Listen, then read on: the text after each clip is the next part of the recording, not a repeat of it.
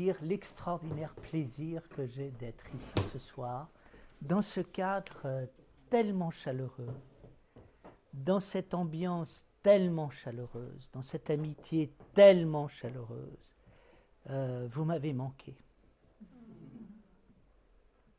C'est bien. On revient dans la vie, puisque de la vie, il va être question.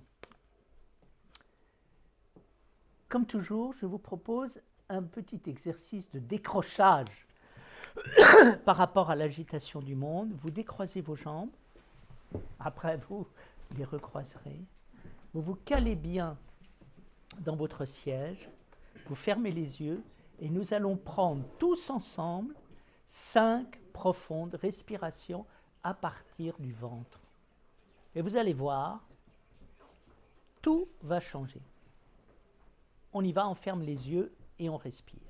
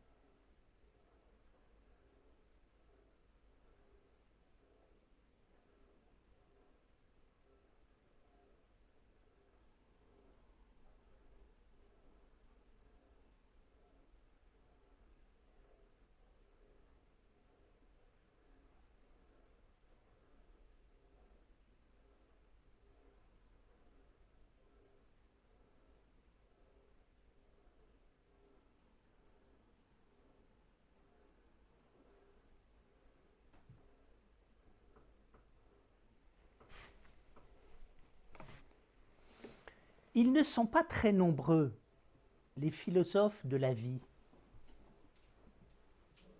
Pourquoi? Parce que nous vivons dans un monde qui pense soit en termes de matière, soit en termes d'intellect, soit en termes de relation entre l'intellect et la matière, et ça donne une certaine manière de faire de la science. Heidegger disait que la science ne pense pas, la science ne vit pas. Elle est très rationnelle en donnant des explications, elle est très concrète en étant matérielle. À aucun moment, elle ne pense que les choses se vivent et que quand on les vit, on est dans la véritable science de la réalité. Et je crois que c'est quelque chose que la science n'a pas encore compris. La plus grande science qui soit, c'est la science de la vie qui naît de l'expérience vécue. J'ai toujours été frappé par cette pensée de Bergson dans l'évolution créatrice, mais qui est reprise dans les données immédiates de la conscience, où Bergson explique que si nous voulons comprendre la nature, il faut comprendre l'expérience intérieure et la vie intérieure, parce que la nature est une gigantesque vie intérieure et qu'il n'y a pas plus réel que la vie intérieure. Il n'y a pas plus naturel que la vie intérieure. C'est-à-dire, qu'est-ce que c'est que la vie? La vie, c'est la relation qu'il y a entre l'intérieur et l'extérieur et l'intérieur. Et c'est ce qui fait que quand je sens quelque chose et je vis quelque chose, j'ai le droit de dire que ce que je vis n'est pas simplement subjectif, c'est une information qui m'est donnée sur l'essence même de la réalité. Je suis subjectif, je dis des choses que je vis, et tout d'un coup, il n'y a pas plus génial. On a commencé à se rendre compte de cela avec la physique quantique, où il est expliqué qu'on n'a pas accès à l'objectivité s'il n'y a pas intervention de la subjectivité pour pouvoir mesurer les choses. Étant donné qu'il faut pouvoir déterminer simultanément la position et la vitesse d'un atome, or seule l'intervention humaine, qui va décider arbitrairement de la vitesse ou de la position, va permettre de penser simultanément la position et la vitesse. Cela a totalement changé la face des choses, étant donné que cela a obligé à penser la réalité comme une réalité consciente et pas simplement comme une réalité. Il n'y avait pas d'un côté nous, conscience, et de l'autre les objets. Si on voulait pouvoir parler des objets, il fallait que nous, les sujets, nous intervenions à l'intérieur de la réalité dite objective. Et donc, il faut bien comprendre ce que veut dire le sens de la vie et par là même l'intervention de la vie. La vie, c'est la relation entre l'intérieur et l'extérieur. La relation entre l'intérieur et l'extérieur, c'est ce qui se passe quand je reçois des informations du monde extérieur et j'en fais un monde intérieur. J'exprime le monde intérieur qui est en moi et ce monde devient le monde extérieur. Et le véritable monde, c'est le monde où tout est intérieur. Il n'y a plus d'opposition entre l'intérieur et l'extérieur. Et quand quelqu'un exprime quelque chose d'intérieur, non seulement ça concerne le monde autour de lui, non seulement ça concerne l'humanité, mais ça concerne le monde entier. La vie, c'est cette extraordinaire relation entre l'intérieur et l'extérieur qui fait que tout d'un coup, nous nous rendons compte des extraordinaires pouvoirs qu'il y a dans l'expérience vécue et la façon dont cette expérience vécue peut devenir l'univers même. Emmanuel Kant, dans la critique de la faculté de juger,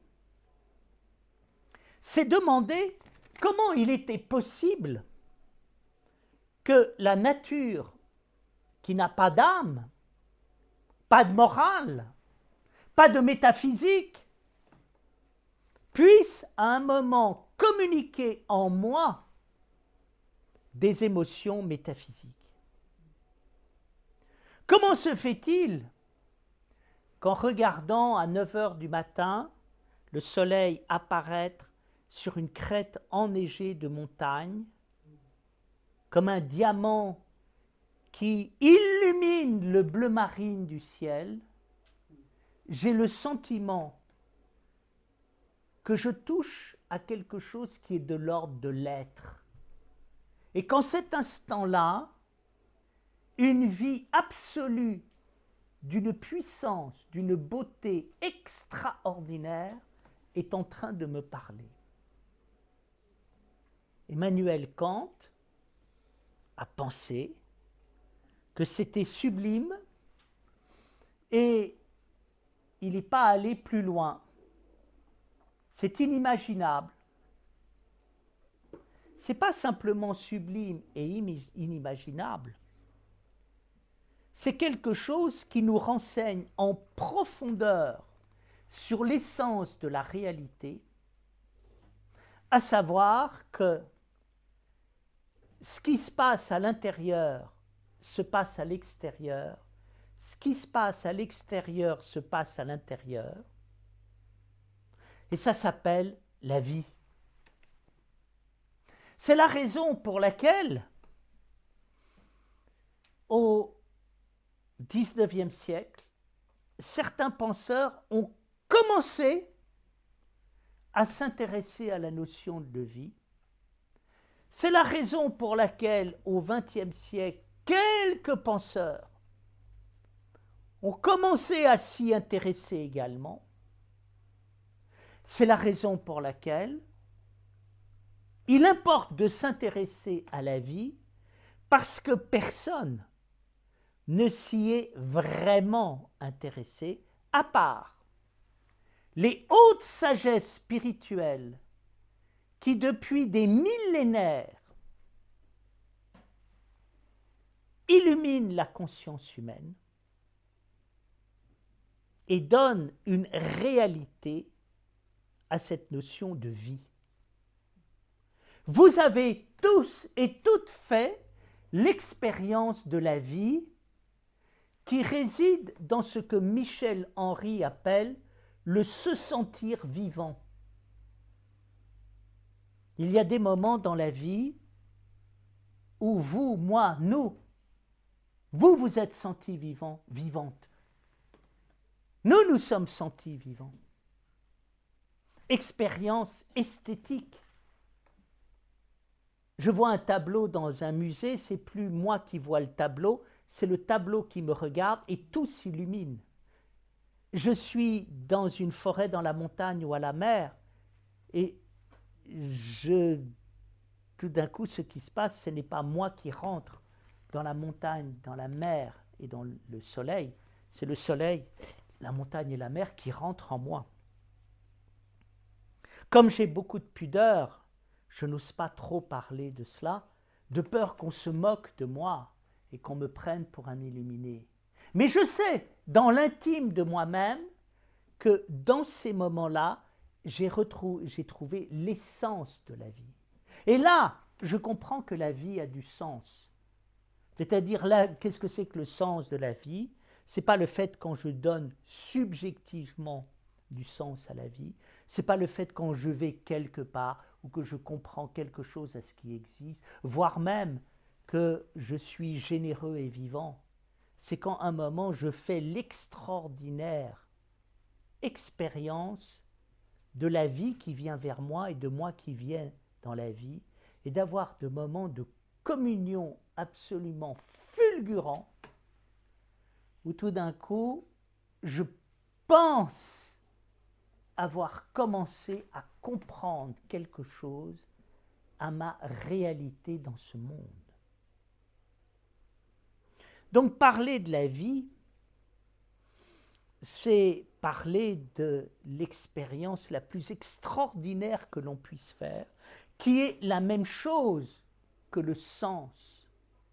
C'est-à-dire, non seulement ce qui me parle, mais ce qui me parle et qui devient tout d'un coup quelque chose qui illumine mon existence en m'emmenant au-delà de moi-même, pour me faire comprendre que dans ce monde, rien n'est là par hasard. Nous ne sommes pas là par hasard. Rien n'est le produit d'un accident. Rien n'est le produit d'un déterminisme banal. Tout est le produit d'un déterminisme supérieur parce que tout est envoyé dans une réalité supérieure avec une mission supérieure de faire vivre cette réalité. Là, on commence à comprendre quelque chose de la vie. Antonin Artaud, dans l'introduction du théâtre de son double, disait « Il faut totalement repenser la vie et il faut revenir à ce qui nous fait vivre et au fait de croire que quelque chose nous fait vivre. » Nietzsche disait « Il existe en Occident une maladie de la vie. Nous avons perdu le goût de la vie. Nous ne sommes plus vivants. » Qu'est-ce qui s'est passé avec la vie? Pourquoi est-ce que nous avons perdu le sens de la vie? Donc, avec vous, j'aimerais reconstruire ce que veut dire une expérience de la vie. Et pour reconstruire une expérience de la vie, je voudrais revenir sur 3 éléments. Premièrement, ce qu'est la matière et le corps. Deuxièmement, ce que signifie notre humanité. Et troisièmement, ce que signifie l'être, qui n'est ni de l'ordre de la matière, ni de l'ordre de l'humanité. Ce qui est dommage dans la science et dans le matérialisme, c'est que sur quelque chose de juste, ils n'en font rien. La science, la rationalité, nous explique que la réalité est matérielle,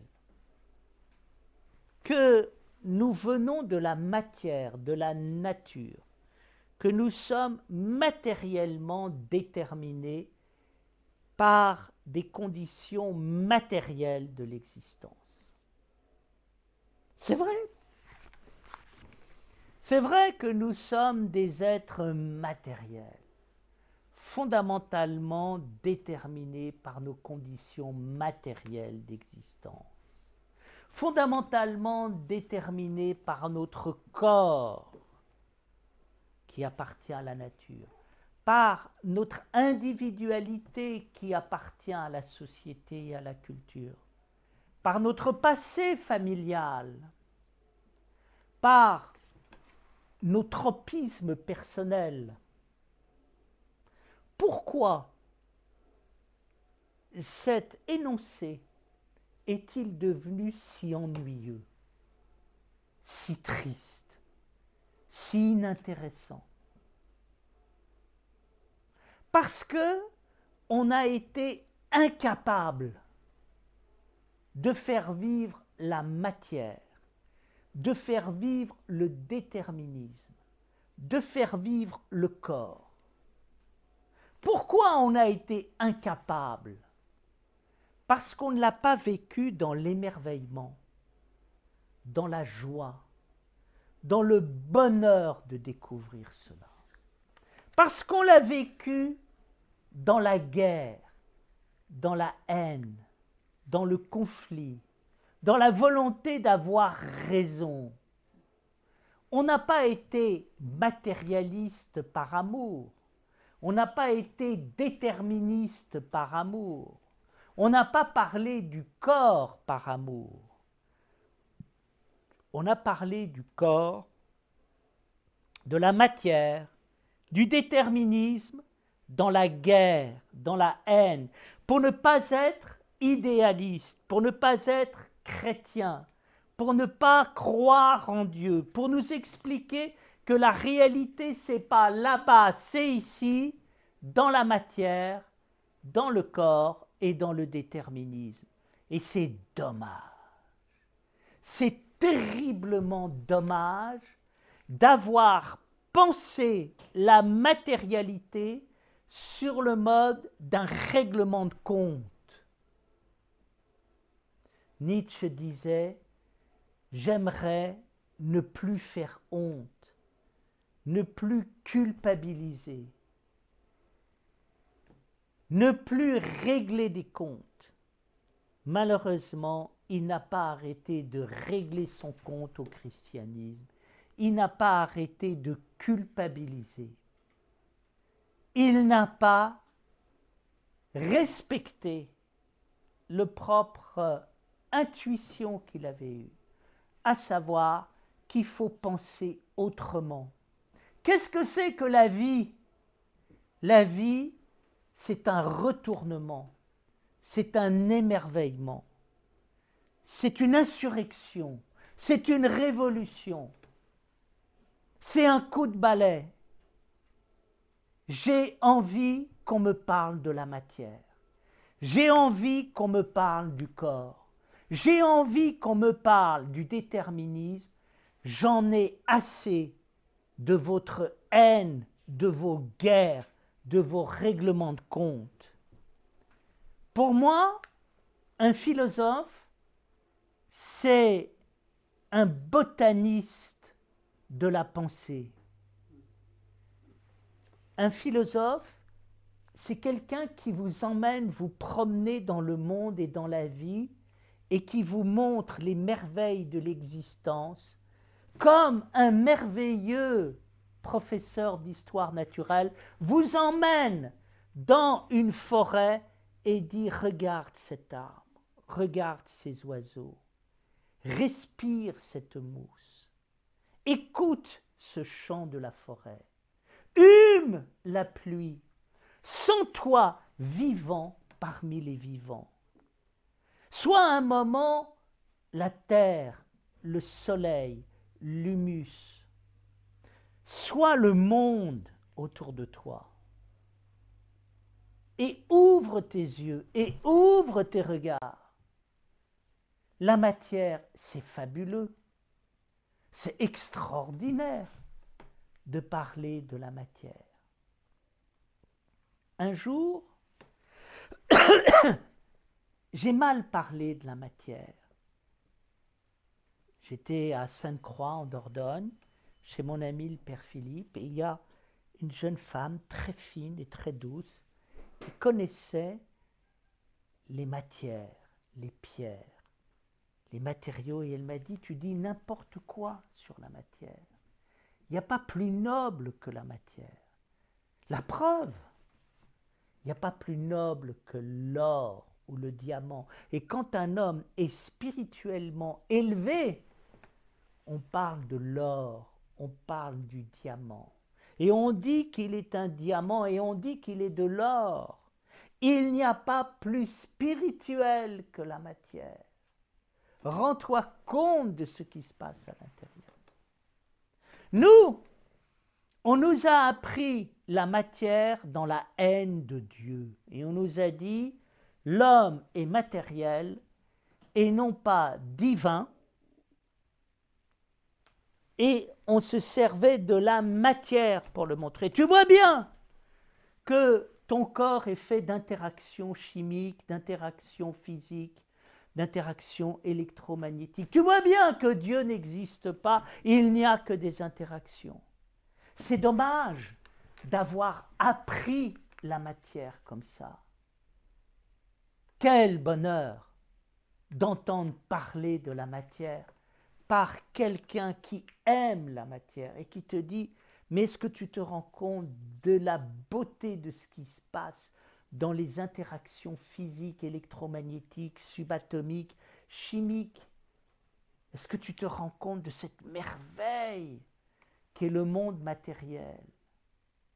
Là, on est dans la vie, et c'est quoi la vie? La vie, c'est une manière de faire vivre les choses, et en particulier la matière. La matière n'est pas vivante. Pourquoi? Non pas parce qu'elle est la matière, mais parce qu'on ne la fait pas vivre. J'aime cette pensée qui dit « La nature attend son poète ». La matière attend son poète. Et c'est quand il y a un poème de la matière que tout d'un coup la matière se révèle. Pour ça que Bachelard est mon maître, parce que Bachelard est celui qui, tout en étant matérialiste, a dit quoi? Mon matérialisme a appris deux choses. Premièrement, la rigueur de la science, qui plus elle est rigoureuse et critique, plus elle découvre l'extraordinaire qu'il y a à l'intérieur de la réalité. Et d'autre part, plus je suis sensuel, charnel, sensitif, matériel, plus je découvre que la matière a une âme, que la matière est une grande âme. Qu'est-ce que c'est que la vie? La vie, c'est la capacité de faire vivre les choses. Si je prends la biologie, qu'est-ce que c'est que la vie? La vie, c'est ce qui se passe quand la matière s'intériorise et qu'elle n'est plus déterminée de l'extérieur par des lois physiques, mais qu'elle s'auto-détermine et qu'elle s'auto-organise. Et que s'auto-déterminant et s'auto-organisant, elle acquiert une individualité, une spécificité, faisant vivre une diversité, un foisonnement, une exubérance, un souffle, un élan, une passion. Qu'est-ce que c'est que la vie? La vie, c'est la passion de la réalité, qui est passionnée par la réalité. Et donc, faire l'expérience de la vie, c'est faire l'expérience de quelqu'un qui la vit de l'intérieur, qui regarde ce qui se passe à l'intérieur de la vie, et qui tout d'un coup découvre quelque chose qui est prodigieux, qui est passionnant, qui est merveilleux. C'est l'extraordinaire vie de la matière. Et qui nous emmène dans l'expérience du corps, l'expérience du charnel. Oui, nous sommes des êtres charnels, oui, nous sommes des êtres de corps et de sang. C'est dommage de se servir de l'expérience du corps pour nier le divin de l'existence, alors qu'il n'y a pas plus divin que de faire l'expérience du corps. Qu'est-ce qu'il y a dans le corps et qui est le noyau du corps? C'est ce que Merleau-Ponty appelle la chair. Qu'est-ce que c'est que la chair? La chair, c'est le noyau d'être que nous sentons vivre en nous quand nous vivons corps et âme, de tout notre être, de tout notre chair.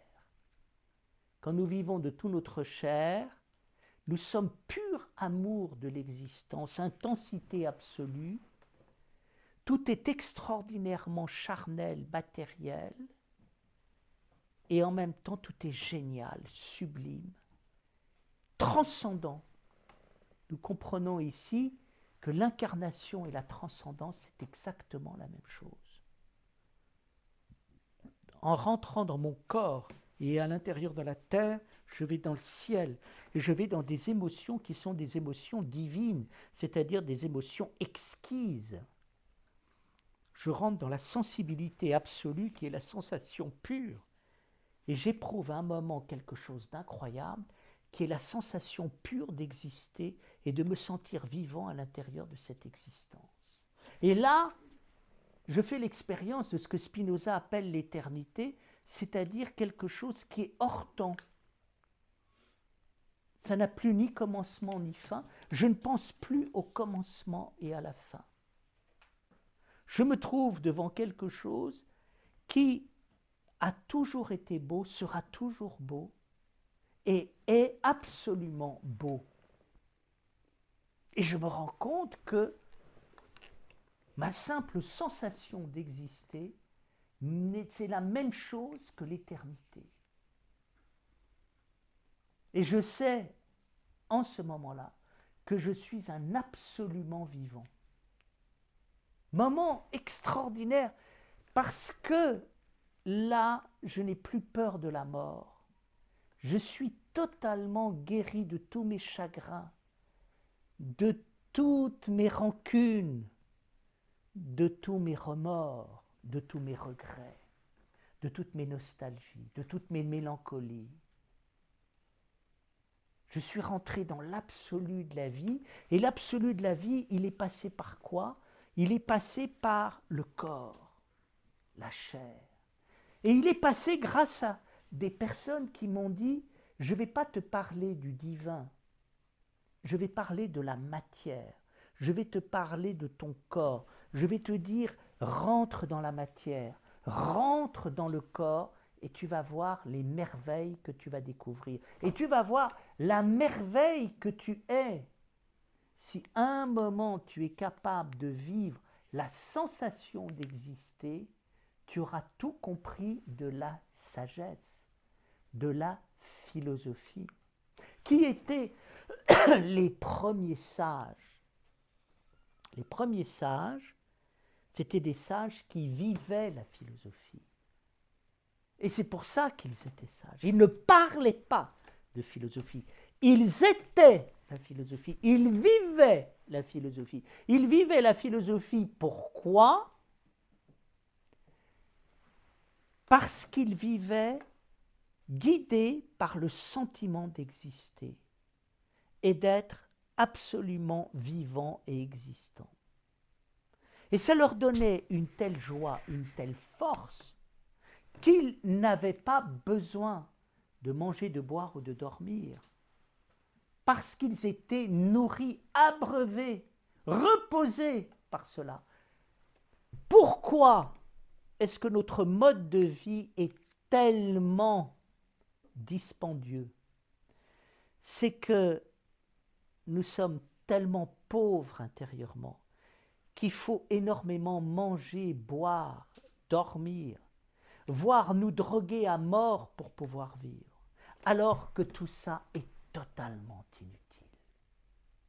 La seule science que l'on devrait enseigner au monde est la seule science que l'on n'enseigne pas. C'est l'expérience de la conscience, de la sensation d'exister. On m'avait demandé un jour à France Info, si vous étiez président, qu'est-ce que vous proposeriez? Je leur avais dit, je proposerais 5 minutes de silence le matin et 5 minutes de silence le soir. Je leur proposerais exactement l'exercice auquel je vous ai convié. Trouver en nous le fondamentalement existant, vivre par rapport à lui et commencer à sentir que celui-ci régule tout, pacifie tout et nous libère des conditionnements dans lesquels nous sommes. Expérience du corps, expérience de la chair. André Comte-Sponville faisait remarquer que le paradoxe du matérialisme, c'est que les matérialistes ne parlaient jamais de la matérialité. Et ils ne parlaient finalement jamais du corps. Oui, ils polémiquent, ils sont contre les idéalistes et contre les chrétiens et contre toute religion. Et donc pour eux, être matérialiste, c'est être anti-religieux. Ce n'est pas d'être pro-matière. Amenez-moi un matérialiste qui me parle de la matière, amenez-moi un matérialiste qui me parle du corps. Et là, je découvrirai quoi? La merveille dans la matière, l'âme à l'intérieur du corps. Et du coup, je changerai complètement mon idée à propos du déterminisme. On nous a dit la preuve que tu n'es pas libre et qu'il n'y a pas de transcendance, c'est que tu es complètement conditionné par la nature, par la société, par ton passé personnel. Ne t'imagine pas à un moment être quelqu'un de libre ou de spirituel, avec un moi original.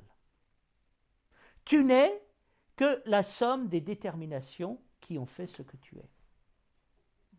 C'est dommage de parler du déterminisme ainsi, dans la haine, dans la vengeance, dans la revanche, dans la guerre.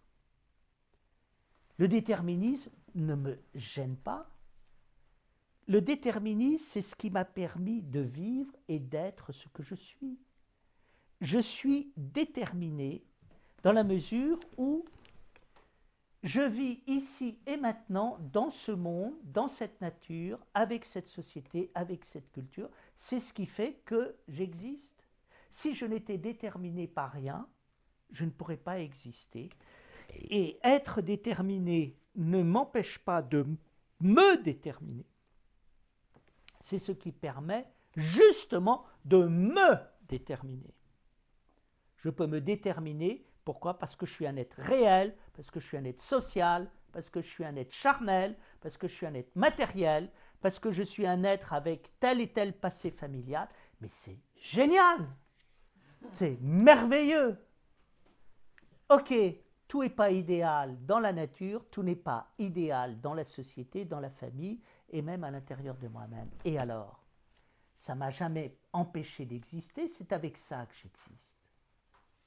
Donc, premier point, qu'est-ce que c'est que la vie? La vie, c'est une réalité qui vient de l'intérieur, mais c'est une pratique de cette réalité qui vient de l'intérieur, et c'est le fait de la faire vivre. La vie est action. La vie est intelligence. La vie est une âme. Et donc, la vie fait vivre. Qu'est-ce qui fait de moi un être vivant? C'est pas qu'il y a la matière, le corps et le déterminisme, c'est qu'il y a quelqu'un qui me parle d'une manière merveilleuse et vivante de la matière, du corps et du déterminisme, et que je me rends compte des merveilles qu'il y a à l'intérieur. C'est quoi la vie? La vie, c'est un processus matériel qui est devenu un processus de conscience et qui est devenu un processus d'enthousiasme, d'émerveillement, de joie, de bonheur, d'amour, d'élan, de souffle. Expérience de la vie, c'est l'expérience créatrice de la matière, et Bergson a raison. Quand je vois les choses avec l'expérience intérieure, je les vois. Quand je vois les choses avec quelqu'un qui m'explique combien la matière est une merveille, combien le corps est une merveille, combien le déterminisme est une chance, tout est vivant, je vis, j'ai plus d'angoisse, j'ai plus de chagrin, j'ai plus de haine, j'ai plus de colère, j'habite le monde dans lequel je vis, je suis heureux, je vois des solutions partout, tout s'ouvre, je suis libre, je deviens créatif, j'ai de l'imagination, j'ai envie de vivre. Même chose avec l'humanité, avec la société, avec l'histoire, avec le monde dans lequel nous vivons. On parle en permanence, en mal, du monde, de la société, de l'humanité, de l'existence dans laquelle nous vivons. Et résultat, on passe complètement à côté de cela. Et parce qu'on ne les vit pas, tout se remplit de tristesse, de mort, et finalement d'absence totale d'humanité, d'absence de monde, d'absence de société, d'absence d'histoire. Qu'est-ce que j'aime dans la vie? J'aime la société. J'aime ce monde extraordinaire autour de moi, fait d'une diversité humaine tout à fait extraordinaire, d'une créativité absolument incroyable. J'aime la diversité des peuples, des cultures. J'aime m'étonner de ce que sont les autres. J'aime la vie de la société. Quelqu'un disait, hier, j'étais à Mulhouse, une ancienne députée me disait, vous n'avez pas parlé de la société, vous n'avez pas parlé du collectif. Ah oui, mais la société, ce n'est pas du collectif. Le collectif, c'est la collection, et la collection est un concept purement numérique et mathématique. J'aime cette vision d'Aristote qui consiste à dire « je ne fais pas de différence entre la vie et la société ». C'est ce qui fait que vivre, c'est vivre en société, et vivre en société, c'est vivre. Donc la vie et la société, c'est la même chose. Qui est-ce qui m'a fait comprendre la relation entre la vie et la société? C'est celui qui détestait le plus la société, qui s'appelle Jean-Jacques Rousseau. Le seul moment où Jean-Jacques Rousseau vit la société, c'est quand il fait société avec la nature, tout seul, dans sa barque, sur le lac du Bourget. Là, tout d'un coup, il est en société. Moi, je suis en société avec vous ce soir. Et avec vous, ce soir, je suis mieux que dans une barque tout seul, sur le lac du Bourget, en train de parler à des fourgères et à des chênes. Aussi agréable que puissent être les fougères et les chênes. Il y a quelque chose d'extraordinaire. Mais la société, c'est le bonheur de ma vie. Vivre dans le monde humain dans lequel je vis, mais c'est fabuleux. Ça me nourrit en permanence. Ça m'émerveille en permanence. Je reçois en permanence de l'amour, de l'amitié. Je reçois de l'intérêt, je reçois des critiques. Je reçois parfois des combats, des conflits. Mais je reçois une diversité tout à fait extraordinaire. Qui, aujourd'hui, nous parle positivement de la société? Personne. On dit toujours c'est la faute à la société. Si je ne peux pas être absolument libre, c'est parce qu'il y a la société m'en empêche. Heureusement que la société t'empêche, parce que dans l'état où tu es, tu serais une catastrophe pour le monde entier. Heureusement que la société freine ta connerie, parce qu'autrement, tu serais le plus grand pollueur de la planète. La société me ravit. La société m'enchante. Ce que je n'aime pas, c'est la bêtise qui peut se passer quand à un moment les êtres humains sont ensemble et que quelqu'un fait le malin pour épater la galerie. Mais la société, c'est pas ça. Donc la société est une seconde nature, un second milieu merveilleux, fait d'échanges. Et qu'est-ce que c'est que, pour moi, l'expérience de la société? C'est des gens qui m'invitent. Et je vis la société sur une invitation. Et donc, c'est ce qui fait qu'à un moment, on pense ensemble, on vit ensemble, on parle ensemble, il se passe des choses ensemble merveilleuses. Et je découvre quelque chose de tout à fait incroyable, c'est l'humanité. C'est fabuleux, l'humanité. L'humanité, c'est l'humain de l'homme, mais l'humain de l'homme, c'est l'extrême sensibilité de l'homme, où quand l'homme rentre dans sa sensibilité, il peut avoir une sensibilité absolument géniale, absolument époustouflante. Et tout d'un coup, nous aimons cette capacité de la sensibilité, de pouvoir être sensible aux êtres les plus humbles, les plus pauvres, les plus délaissés, les plus misérables, les plus rejetés, les plus à la limite du genre humain, mais d'aimer en même temps les choses les plus sublimes, les plus extraordinaires, les plus belles, les plus riches.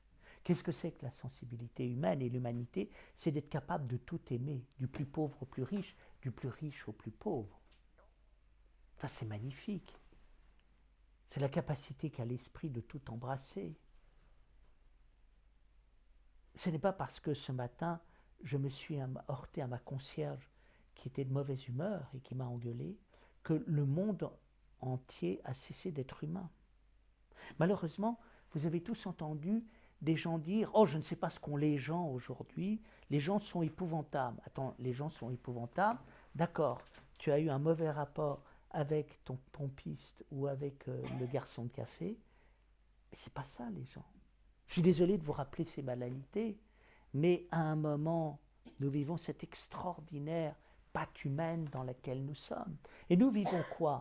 Nous vivons quelque chose où nous avons perdu le sens. Nous vivons une aventure collective prodigieuse qui s'appelle l'histoire. Et qu'est-ce que c'est que l'histoire? L'histoire, c'est l'histoire de toutes nos histoires. Et qu'est-ce que c'est qu'avoir une histoire? Avoir une histoire, c'est le jour où j'ai rencontré l'amour, le jour où j'ai rencontré l'amitié, le jour où j'ai rencontré la culture, le jour où j'ai rencontré la peinture, la musique, le jour où j'ai rencontré l'extraordinaire diversité et créativité autour de moi et de tout le monde, et dans lesquels je vis quoi? Mais je vis quelque chose de proprement fabuleux. Qu'est-ce que c'est que la vie? La vie, c'est la même chose que ce qui se passe sur le plan de la matière quand à un moment je me mets à vivre l'humanité, à la faire vivre. Et tout d'un coup, je m'aperçois de quoi? Il n'y a plus de haine, il n'y a plus de chagrin, il n'y a plus de tristesse. Et il y a quelque chose que je n'avais pas vu. Quelque chose à quoi je n'avais pas pensé. Quelque chose que je n'avais pas imaginé. Quelque chose que je ne m'étais pas représenté. Jamais j'aurais pensé que l'humanité, la société, l'histoire, la culture, c'était aussi riche. Mais ouvre les yeux. La parole qui me touche le plus dans les évangiles, c'est celle qui revient et qui dit que celui qui a des oreilles pour entendre, entende, et que celui qui a des yeux pour voir, voit. Est-ce que nous avons des yeux? Est-ce que nous avons des oreilles? Est-ce qu'on nous a donné des yeux et des oreilles? Est-ce que nous nous sommes donné des yeux et des oreilles? Pour voir quoi? Mais pour voir un moment la fantastique aventure dans laquelle nous sommes et qui est l'aventure de l'homme dans l'univers, quelque chose de prodigieux. Une des pensées les plus vivantes qu'il y a, c'est celle que Pascal a eue quand tout d'un coup il s'aperçoit que dans ce monde où nous sommes tout seuls sur une planète où il y a la vie et la conscience, on comprenne que grâce à nous, l'univers devient conscient. Et il y a quelqu'un pour regarder l'univers. Personne n'a analysé métaphysiquement la position de l'homme. Et personne n'a vu que dans la conscience de l'homme, à propos de l'univers, se trouvait l'univers de l'univers, se trouvait la réalité de la réalité. C'est le truc le plus incroyable. Et le truc qui me rend le plus vivant qui soit. Parce que quand je découvre cette position merveilleuse, extraordinaire de l'homme, mais tout d'un coup, tout change. Quand je sors dans la rue, je ne vois plus les êtres humains de la même manière. J'ai l'impression de les voir pour la première fois. Et alors là, on va rentrer maintenant dans le cœur du cœur, dans quelque chose qui n'est pas simplement de l'ordre de la matière, et qui n'est pas simplement de l'ordre de l'humanité, mais qui est de l'ordre de l'être et de l'absolu, et qui est le vivant parmi les vivants. Nous sommes reliés à une dimension métaphysique, spirituelle, transcendante de l'existence. Que les religions autour de nous en parlent fort mal, les déformer, il faut bien évidemment le constater. Mais ce n'est pas une raison parce que le religieux parle mal du transcendant, de l'absolu, qu'on va se séparer du transcendant et de l'absolu. Une spécialité française, quand à un moment l'absolu est bête, on ne supprime pas la bêtise, on supprime l'absolu. Comme ça, on dit, il n'y aura plus d'absolu, il n'y aura plus de bêtise. Résultat, on a supprimé l'absolu, on n'a pas supprimé la bêtise, et la bêtise nous revient en pleine poire sous la forme de la bêtise du relatif, laquelle n'a pas été encore démontrée. Arrêtons de penser que parce que l'absolu est bêtement exprimé, c'est l'absolu qu'il faut supprimer. Et comprenons la chose suivante. L'absolu, c'est la matière de la matière, c'est l'humanité de l'humanité. C'est un peu ce que Edgar Morin a loupé dans ce fantastique travail qu'il a fait dans la méthode, où il a des titres fabuleux pour parler de la nature, de la vie, Il n'a pas parlé de la pensée comme Aristote. Mais la nature de la nature, la vie de la vie, ça s'appelle le nom de Dieu. Simplement, il a ramené le nom divin, en ce qui concerne la nature et la matière, à des processus d'auto-organisation qui se trouvent à l'intérieur de la matière et de la vie. C'est dommage, parce qu'il loupe quelque chose, il loupe surtout l'expérience. Le plan transcendant, divin de l'existence est l'expérience la plus réelle, la plus simple, la plus libre, la plus ouverte à tous qui soit. Dans l'existence, il y a deux plans. Vous avez l'existence et vous avez l'existence qui est. Vous avez la conscience et vous avez la conscience qui est. Vous avez le monde et vous avez le monde qui est. Vous avez vous-même et puis vous avez vous-même quand vous êtes. Qu'est-ce qui se passe quand je passe de l'existence à l'existence qui est, de la conscience à la conscience qui est, du monde au monde qui est? Il se passe quelque chose de très simple. Je ne fais rien. J'arrête de faire. Je respire, je me tais, je sens, je vis. Je suis ici maintenant, je sens mon corps et en sentant mon corps, je me sens exister, je sens que le monde existe autour de moi, je sens que l'existence existe. Et là, j'ai changé de vie. Je suis passé sur un autre plan. Je suis rentré dans la vie véritable. Et je commence à comprendre ce que disent les grands maîtres spirituels de toutes les traditions depuis des millénaires. Arrêtez tout. Rentrez en vous-même. Écoutez ce qui vient des profondeurs de votre être. Soyez ce qui vient des profondeurs de votre être. Vivez-le de tout votre être. Et vous verrez où cela va vous emmener. Laissez-vous guider par ce qui vous viendra de la profondeur de votre être. Et là, il se passe quoi? Il se passe le fait que vous vous sentez fondamentalement vivant. Et vous sentez que la réalité se trouve dans le fondamentalement vivant, dont vous faites l'expérience d'être à être, d'existence à existence, de conscience à conscience et de monde à monde. Et vous comprenez quoi? Vous comprenez que tout le bonheur du monde, c'est ce qui se passe quand on découvre cette existence qui est. Et tout le malheur du monde, c'est ce qui se passe tant qu'on ne l'a pas trouvé. Quand on découvre l'existence qui est, on a une stupéfaction, on se dit, mais alors, c'était donc ça la vie? C'était pour ça qu'il fallait vivre?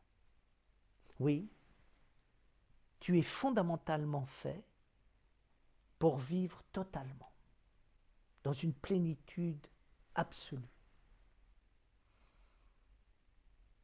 Et tout ce que tu as vécu dans ta vie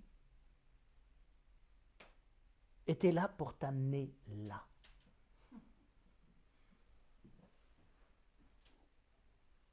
Il y a une chose qui me frappe.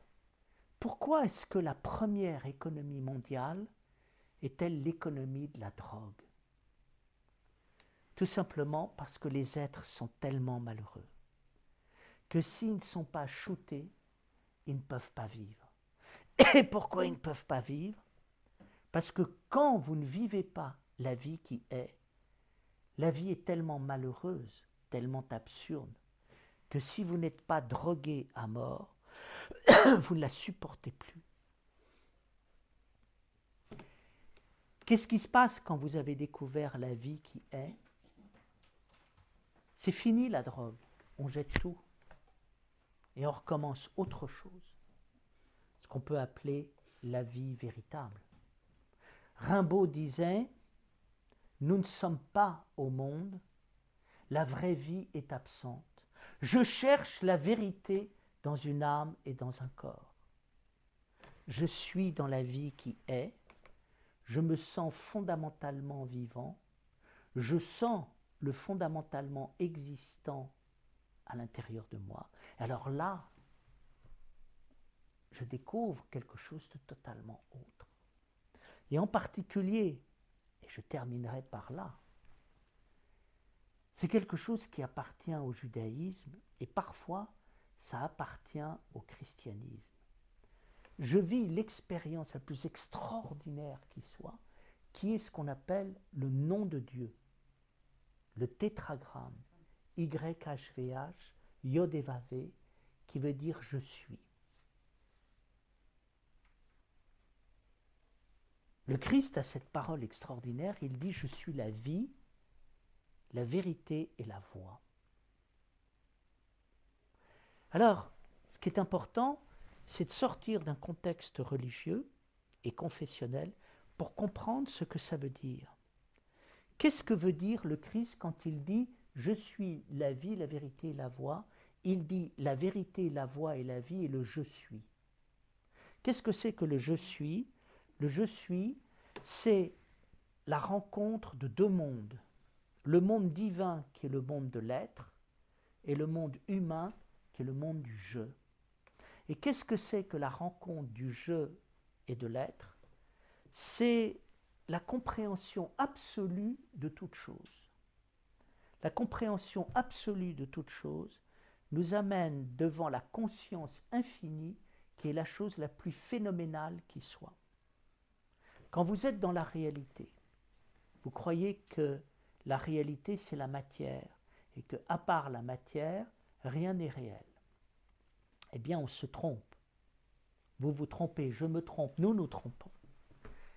Être dans la réalité, c'est ce qui se passe quand nous sommes quatre. Il y a la matière, et nous croyons tous que nous venons de la matière, et nous croyons tous que nous venons de la nature. Nous ne comprenons pas que la nature existe parce que nous sommes conscients de la nature, et que quelque part, la nature dépend de notre conscience. L'univers dépend de notre conscience. Si l'homme n'existait pas, et s'il n'y avait personne pour regarder l'univers ne pourrait pas exister. L'univers existe parce que l'homme existe. Ça a été scientifiquement démontré, à savoir que l'homme existe dans une position d'équilibre telle qu'elle est d'une précision ahurissante qui ressemble à un archer qui est situé à 14 milliards d'années-lumière d'un carré de 1 cm de côté. En lâchant sa flèche, la mettrait immédiatement dans le centre. C'est-à-dire, il y a quelque chose d'inexplicable qui fait vivre le monde et qui est aussi curieux que ça puisse paraître, c'est l'homme et la conscience de l'homme. Mais allons plus loin. Qu'est-ce qui fait exister le monde? Ce n'est pas simplement le monde, ce n'est pas simplement la conscience du monde, mais c'est le fait d'avoir une conscience de cette conscience et une conscience de la conscience de cette conscience. Ça s'appelle quoi? Ça s'appelle l'englobant, la capacité de tout comprendre, de tout embrasser. C'est ahurissant. Si nous sommes ici, aujourd'hui, assis sur notre chaise, en étant conscients d'y être, c'est qu'il y a quelque chose d'infini qui nous permet d'être ce que nous sommes. Là, on se trouve au niveau des plus hauts niveaux d'existence qui soient. Faire l'expérience de l'être, c'est rentrer dans cette compréhension infinie qui permet quoi? Qui permet de libérer les forces créatrices les plus extraordinaires qui soient à l'intérieur de nous.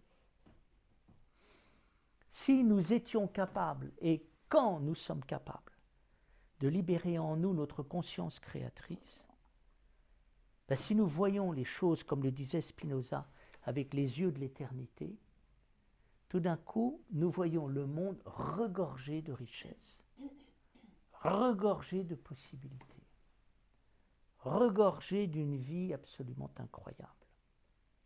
Et là, nous comprenons ce que le Christ veut dire. Je suis la vérité, la vie et la voie. La vérité, c'est ce qui est. La voie, c'est le je suis qui mène à ce qui est. Et la vie, c'est ce qui nous fait être. Qu'est-ce qui est important? L'important, c'est de rentrer dans ce qu'on appelle le non divin, c'est-à-dire la capacité de comprendre les choses infiniment. Qu'est-ce que ça veut dire rentrer dans le non divin? Ça veut dire que tu le laisses vivre à l'intérieur de toi. Tu as ta conscience à l'intérieur de toi-même, ta conscience infinie, tu la laisses vivre. Et elle te guidera, elle t'emmènera. Spinoza a cette définition magnifique de la vérité. Il dit « la vérité est signe d'elle-même, la vérité parle d'elle-même. Les choses importantes parlent d'elles-mêmes.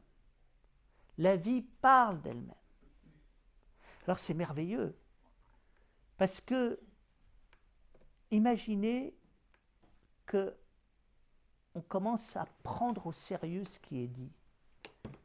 C'est peut-être avec ça qu'on peut repartir ce soir. C'est le fait de dire, j'accepte fondamentalement l'idée de l'être qui est en moi, et je laisse être cet être, et je l'écoute, et je le sens, et je vis en rapport profond avec les intuitions que j'ai à l'intérieur de moi-même. Alors là, vous allez voir ce que c'est que la liberté. Vous allez voir ce que c'est que la paix. Il y a toujours quelque chose de merveilleux dans l'agitation du monde, c'est de s'arrêter, de se poser à l'intérieur de ce qui est en nous, d'écouter et de regarder, et on voit des tas de choses apparaître, et en particulier des tas de choses qui sont bonnes pour les êtres humains, qui sont bonnes pour nous. Donc qu'est-ce que c'est que la vie? Qu'est-ce que c'est que l'éthique de la vie? L'éthique de la vie, c'est pas l'être, c'est la capacité de faire être. Si je prends un langage chrétien, je dirais que l'être, c'est Dieu, le Père, et le Christ, c'est ce qui fait être, c'est le Fils. La capacité d'être dans la vie, c'est d'être Père et Fils. C'est de devenir celui qui fait être l'être qui est à l'intérieur de lui-même. C'est ce que les chrétiens n'ont pas toujours compris, c'est qu'ils voient Dieu comme une représentation et ils ne comprennent pas que c'est à l'intérieur d'eux-mêmes l'être qui les fait être. Il faut vivre ce qui nous fait être. Et comprendre quoi? Que là, nous avons la philosophie, l'art, nous avons l'éthique, nous avons tous les éléments pour construire le monde de demain. Parler non pas d'une manière abstraite à partir de choses que vous ne vivez pas, mais parler à propos de votre être, de ce qui fait être. Soyez ce que vous êtes. Mozart est Mozart, pourquoi? Il n'a pas fait de la musique, il a été la musique. Baudelaire est poète, pourquoi? Parce qu'il n'a pas parlé de poésie, il a été la poésie. Socrate est le père de la philosophie, pourquoi? Parce que Socrate n'a pas parlé de philosophie, il a été la philosophie. Le Christ est ce qu'il est, pourquoi? Mais parce qu'il a été la religion même ou l'amour même, et pas parce que simplement il a parlé de religion ou d'amour. Donc qu'est-ce que c'est que l'éthique de la vie? Mais l'éthique de la vie, c'est ce que nous cherchons, et c'est ce vers quoi nous allons.